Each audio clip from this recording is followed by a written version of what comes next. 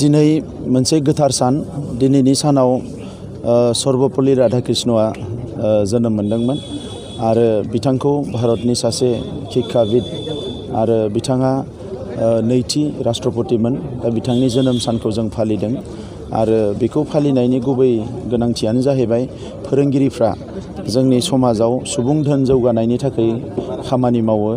आरो बिथांमोन नङाब्ला दिनैनि जि जोङो सोदोमस्रि मोननो हादों बेखौ मोननाय नङामोन दा ओंखायनो बे सानाव अन्तत सानसेनि थाखाय जोङो फोरोंगिरिफोरखौ एसे अननांगौ मान होनांगौ आरो बिथांमोननि खामानि मावनायनि सायाव जों एसे जोंनि जि रेसपेक्ट बे रेसपेक्टखौ जोङो होनांगौ दा बेखौ आङो गिबियावनो नोंथांमोननि सिगाङाव बुंबाय आरो दिनै जोङो UPPL दोलो हिसाबै आरो आं बारग' एबसुनि आफादगिरि बा एबसुनि बिबानगिरि हिसाबै थांनाय गोलाव समाव नुबोदों कि भेन्सार स्कुलनि फोरोंगिरिफ्रा जथेस्थ' खस्थ' खालामबोदों बिथांमोना खुनु सेलारि मोना बेथन मोना नाथाय सानफ्रोमबो फरायसाफोरखौ फोरोङै दिनै बिथांमोना सुबुं धोन खालामबोदों सरकारनियाव गोबां गाबख'बाय बिख'बाय सोमावसारबाय दासिमबो भेन्सार स्कुलफ्रा प्रभिन्सियेलाइज जायाखै दा ओंखायनो दिनै जोङो बे गोथार सानखौ भेन्सार स्कुलनि फोरोंगिरिफोरजों जोङो बेयाव फालिदों आरो बिथांमोननि जेंनाया जाहाथे थाबैनो जोबो बिनि थाखाय जों अबंलावरनि खाथियाव आर'ज गाबदों आरो जोङो दिनै सावरायदों कि जेरैखि जाया जोंनि जिखिनि भेन्सार स्कुल दङ बेखौ थाबैनो प्रभिन्सियेलाइज खालामनांगौ आरो बेखौ आसाम सरकार भारत सरकारनि खाथियाव जोङो नारसिनगोन आरो जोंनि जिखिनि बर' बिजोंनि भेन्सार फरायसालि असमिया मिडियामनि भेन्सार फरायसालि गुबुन मिडियामनि भेन्सार फरायसालि BTR गोरोबथायाव जिहेतु मोनसे लिरनाय दंखायो दफा बे हिसाबैनो थाबैनो बियो इमप्लिमेन्ट जानांगौ आरो गासैबो भेन्सार स्कुला कलेजा प्रभिन्सियेलाइज जानांगौ बिनि थाखायनो जोङो दिनै सावरायदों आरो बे गोथार सानाव आङो गासैबो जोंनि बड'लेण्ड ओनसोलनि आसामनि भारतनि माने दुनियानि जिखिनि फोरोंगिरिफोर दङ बिथांमोननिसिम आङो गाहाम हामलायनाय आरो सिबिनायखौ दिनै बे गोथार सानाव बावहरो आसाम सरकारा दिनै BTR जों माबा होनानै सेपारेट डाइरेक्टरेटनि दाबिया गोबाव बोसोर जाबाय प्राय 30-40 बोसोर जाबाय बियो जायाखैमोन दिनै आसाम सरकारा बेखौ बेखेवनो नागिरदों बिनि थाखाय जों बयबो गोजोननाय मोनदों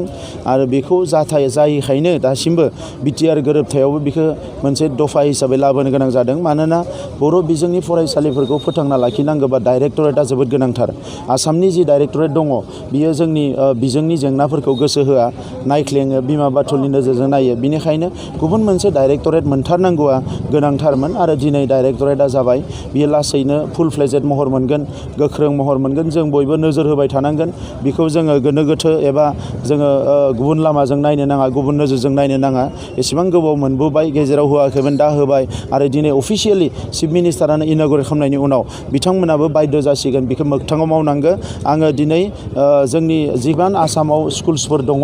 दिनै काउन्सिल एरियाखौ बाद होनानै बे स्कुल्सफ्रा जाहाथे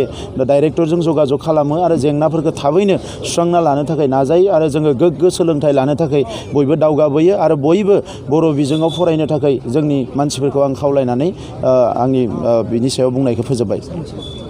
मरान मटक कमतापुर जि काउन्सिल जाबाय बेजों लोगो बिनि सिगाङावनो बर' कसारि काउन्सिला जानांगौमोन नाथाय माखासे राजनिति बेले बेजेनि थाखाय जायाखै बियो दुखुनांथाव बे साननैसोआ फेसबुक टुइटार बायदिसिना नुबाय थादों UBPOनि आफादगिरि मानगोनां बिथां मिनेश्वरनि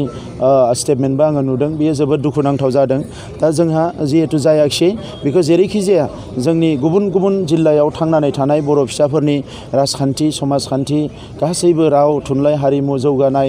गासैबो बिथिंखौ नोजोर बोनानै जोङो थाबैनो बर' कसारि काउन्सिलखौ दाफुंनो थाखाय खौसेयै खामानि मावनांगोन बेवहाय जोंहा गोसो बायनो नाङा बेखौ जोङो नार्भास जानो नाङा आरो बेबो BTR गोरोबथानि जिहेतु मोनसे दफा बियो थाबैनो बेखौ सुफुंनांगोन बिनि थाखाय जों खौसेयैनो जि मावनांगौ मावगोन बेवहाय खुनु जाहाथे रावबो गोसो बाया जोंनि राजखान्थि दैदेनगिरिफोरनि नांगौ बायदि खामानि मावैयै बर' कसारि काउन्सिला थालांबाय जोंहा 3 मन्त्रि दङमोन बिथांमोना बर' कसारि काउन्सिलखौ खालामनो हायाखिसै ओंखायनो नैबे इलेक्सनाव बिथांमोनखौ गासैखौबो फेजेनजोबनांगौ मोजां सरकार लाबोनांगौ आरो जोंनि हारिनि खामानि मावनांगौ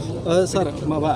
बेखौ स्टेट हिसाबै रिप्रेजेन्ट खालामगोन आरो डाइरेक्टलि बेबायदि स्कपखौ जोङो मोनाखै बिनि थाखाय जोङो बिबाय थादोंमोन मोनसे क्ल'जबो बिदोंमोन जोङो नाथाय बिथांमोना काउन्सिलजों स्टेटजों कन्ट्राडिक्ट जागोन होननानै बेखौ होआखै नाथाय नैबे BTRआ जेब्ला इमप्लिमेन्ट जाजोबगोन अब्ला जोङो बेखौ स्पेसियेलि जोङो जायगा मोननो थाखाय जों दाबो गाराखै जों नाजाबाय थादों जोङो डाइरेक्ट जाहाथे जोंनि ओनसोलनिफ्राय रिप्रेजेन्ट खालामनो हायो बेनि थाखाय बेबस्थाखौ खालामनांगौ होननानै जों गभर्नमेन्टखौ नारसिनबाय थादों नाथाय जोंनि जिल्लाफ्राव जोंनि ओनसोलाव जेरैबायदि स्पर्ट्सआ अर्गेनाइज माने ट्रेनिं जानांगौ माबा जानांगौ बेफोरखौ नांगौ बायदि खालामनो हायाखै नंखायनो बेवहाय एसे अर्गेनाइज खालामबावनांगोन आरो जोंनि जिखिनि केपासिटि गोनां पटेनशियेल गोनां जोंनि स्पर्ट्सनि एक्टिभिस्टफोर स्पर्ट्सनि जोंनि माबाफोरखौ जोंहा